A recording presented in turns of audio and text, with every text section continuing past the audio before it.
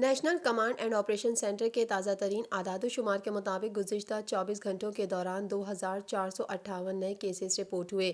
پنجاب میں 1,19,578، سندھ میں 1,74,350، خیبر پختونخوا میں 47,370، بلوچستان میں 17,187، گلگت بلتستان میں 4,658، اسلام آباد میں 30,406 جبکہ آزاد کشمیر میں 6,933 کیسز رپورٹ ہوئے۔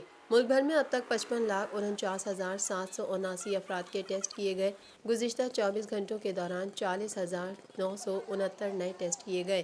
اب تک 3,43,286 مریض صحت یاب ہو چکے ہیں جبکہ 2,165 مریضوں کی حالت تشویشناک ہے۔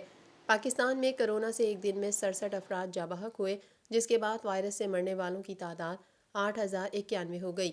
پنجاب میں 3,036، سندھ میں 2,935، خیبر پختونخوا میں 1,369، اسلام آباد میں 318، بلوچستان میں 167، گلگت بلتستان میں 97 اور آزاد کشمیر میں 169 مریض جان سے ہاتھ دھو بیٹھے۔